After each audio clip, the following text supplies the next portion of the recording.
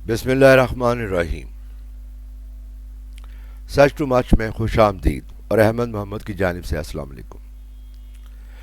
ناظرین، روزانہ پاکستان میں رات کو 7 سے 9 کے درمیان ایک ڈرامہ ہے جو تقریباً ایک ہی ٹائم پہ پاکستان کے ہر نیوز چینل پر چلایا جاتا ہے۔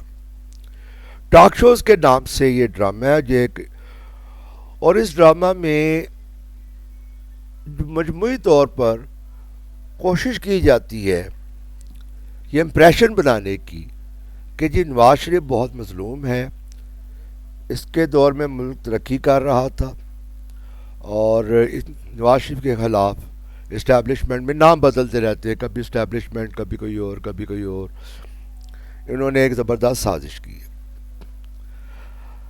اب ان کی بات میں کتنی سچائی ہے اس کے لیے زبانی باتیں کرنے کے بجائے میں آپ کو ایک سالڈ ٹھوس جو اسٹیٹسٹکس ہیں یا ڈیٹا آپ کے سامنے پیش کر رہا ہوں۔ ناظرین، جیسے آپ کو اسکرین پر نظر آ رہا ہوگا، ورلڈ بینک کا یہ ڈیٹا ہے اور ورلڈ بینک کے نیچے IBRD لکھا نظر آ رہا ہے۔ ورلڈ بینک کا مفصل جو نام ہے وہ IBRD ہوتا ہے۔ یہاں پر آپ کو ہیڈنگ نظر آ رہی ہوگی، external debt stocks total DOD current $، Pakistan. یہ پاکستان کے جو ٹوٹل مجموعی قرضے ہیں، اس میں IMF کے قرضے، ورلڈ بینک کے قرضے اور ان دو بڑے اداروں کے نیچے جو مختلف اور ادارے ہیں، انہوں نے بھی جو پاکستان کو جو قرضے دیے ہیں، ان سارے قرضوں کا ٹوٹل جو ہے وہ اس ڈیٹا میں بیان کیا گیا۔ ہم ڈیٹا کی طرف آتے ہیں۔ جی یہ ڈیٹا آپ کے سامنے آ گیا۔ یہ ڈیٹا ہے جی، یہاں سے آپ دور سے دیکھ لیں، 1990 سے لے کر 1993 تک کا یہ ڈیٹا ہے۔ 1990 میں نواز شریف کی حکومت آئی تھی، بے نظیر کی حکومت کو سازش کے ذریعے باہر کرنے کے بعد، اور اس سازش میں بھی ایک علیحدہ سٹوری ہے، وہ ایک علیحدہ ویلاگ میں بتاؤں گا۔ تو 1990 سے لے کر 1993 یہ نواز شریف کا پہلا دور حکومت تھا۔ اب اس دور حکومت میں جو ترقی ہوئی وہ جی یہ ترقی ہے جی آپ کے سامنے۔ یہ ترقی ہے، یہ ترقی تھی جی جب نواز شریف آیا تھا اس وقت بے نظیر کے دور کے اینڈ تک پاکستان پر جو ٹوٹل قرضہ تھا وہ تھا $20.663، یعنی کہ 20 ارب 66 کروڑ 30 لاکھ پاکستان پر ٹوٹل قرضہ تھا، جو کہ باؤ جی نے صرف تھوڑی دیر میں ترقی دے کر صرف ایک سال کے عرصے میں وہ $23.363 تک پہنچا دیا۔ یعنی کہ صرف بہت کم عرصے میں آپ اندازہ کریں، $20.663 اور $23.363، یعنی $3 ارب کا اضافہ صرف ایک سال کے عرصے میں پاکستان پہ اوپر قرضہ مزید چڑھا دیا۔ اس کے بعد مزید ترقی ہوئی جی، مزید ترقی یہ ہوئی کہ ایک سال اور گزر گیا اور یہ جو $23.363 قرضہ تھا یہ $24.92 ارب، یعنی کہ تقریباً $25 ارب ہو گیا۔ اب یہاں سے آپ دیکھ سکتے ہیں کہ قرضہ جو ہے تقریباً 1 ارب 60-70 کروڑ ڈالر کا قرضہ مزید بڑھا دیا گیا۔ اس کے بعد یہ قرضہ اس کے بعد نواز شریف پر پریشر آیا اور اس وقت جو پاکستان کے صدر میرا خیال ہے غلام اسحاق خان تھے، تو ذرا پریشر آیا، پھر انہوں نے کچھ کوشش کر کے قرضہ تھوڑا سا کم کر دیا۔ یہ تھی جی ٹوٹل ترقی، اور یہ ٹوٹل ترقی یہ تھی کہ 3 سال کے اندر پاکستان پہ بیرونی قرضے میں $4 ارب کا اضافہ کر دیا گیا۔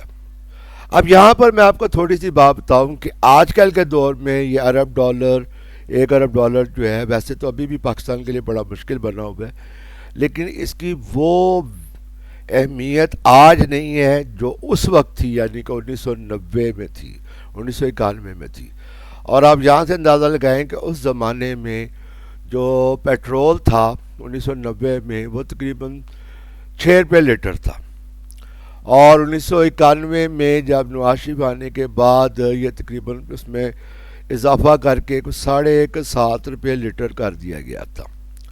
اور پھر 1991 میں ہی اس دوران یہاں پر درمیان میں پھر وہ عراق نے کویت پر حملہ کر دیا تو پٹرول کی تھوڑی قلت پیدا ہو گئی.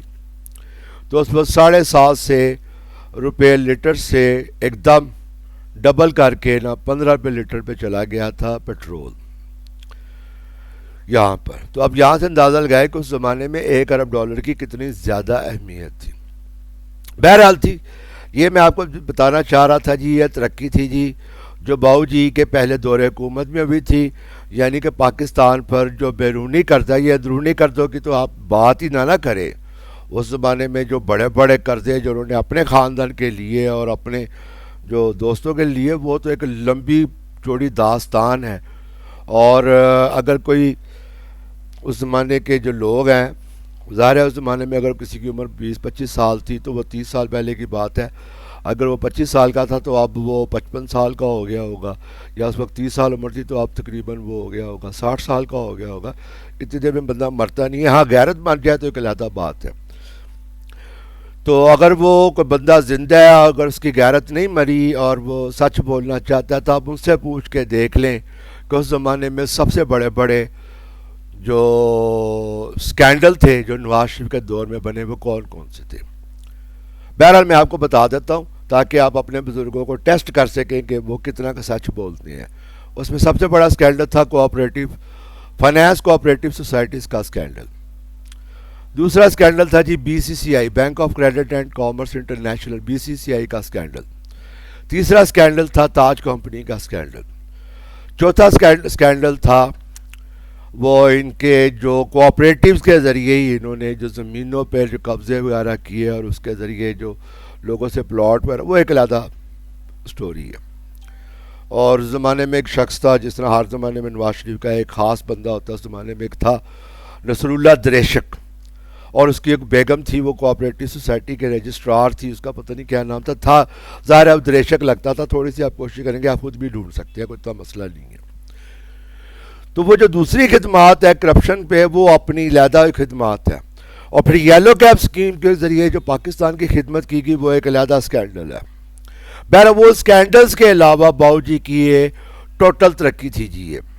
یہ ترقی نظر آ رہی ہے. یہ قرضے اوپر اوپر جا رہے ہیں. یہ جو KCC جو بنی ہوئی ہے جیسے سلائیڈ بنی ہوئی ہے یہ جی پاکستان کی ٹوٹل ترقی تھی باؤ جی کے دور میں جو باؤ جی کا پہلا دور حکومت تھا. تو بہرحال تھی یہ تھی جی اس کی تھوڑی سی اہمیت. اور پھر میں آپ کو شک دور کرنے کے لیے میں آپ کو دکھا دیتا ہوں. یہ سارا ڈیٹا ہے جی. یہ سارا ڈیٹا تھوڑی سی اسکرین بڑی کر کے دکھا دیتا ہوں. یہ سارا ڈیٹا آپ کو نظر آئے گا اور نیچے نظر آ رہا ہوگا آپ کو 1990 سے لے کر 1993 کا ڈیٹا ہے. اور اس زمانے میں باؤ جی کی یعنی کہ نواز شریف کی حکومت تھی. یہ بہرحال کرتوت تھی. کرتوت میں نے آپ کو دکھا دی ہے. اگر آپ برداشت کر سکتے ہیں تو کر لیں نہیں تو کوئی نہیں. آپ کے بچوں کو تو برداشت کرنا پڑے گا ہی نا چاہے کوئی بھی ہے. تو معافی اللہ تعالیٰ کسی کو بھی نہیں دیتا اور آپ کو بھی نہیں ملے گی اگر آپ جھوٹ بولتے ہیں. اگر آپ سچ بولیں گے سچ کے ساتھ چلیں گے تو اللہ تعالیٰ معاف کرنے والا ہے. بہرحال جی آج کے لیے اتنا ہی. تو یہ ساری صورتحال اس لیے بس آخر میں ایک تھوڑی سی گزارش کروں گا کہ پاکستان کو اپنا گھر سمجھیں. پاکستان کے بارے میں مثبت سوچیں اور یاد رکھیں کہ کوئی اگر سمجھتا ہے کہ کرپشن اور ترقی ساتھ ساتھ چل سکتے ہیں تو نہ کبھی دنیا میں تاریخ میں پہلے کبھی ہوا تھا نہ آئندہ کبھی ہوگا. اور دوسری بات اگر کوئی سمجھتا ہے کہ جی پاکستان جائے باڑ میں بچ جاؤں گا یہ ممکن نہیں ہے. کوئی بندہ نہیں بچ سکے گا چاہے وہ ڈیفینس میں رہتا ہو یا ماڈل ٹاؤن میں رہتا ہو یا بیریا ٹاؤن میں رہتا ہو. باری سب کی آئے گی. اس لیے پاکستان کی فکر کریں پاکستان کے بارے میں سوچیں. بہرحال اللہ حافظ. پاکستان زندہ باد.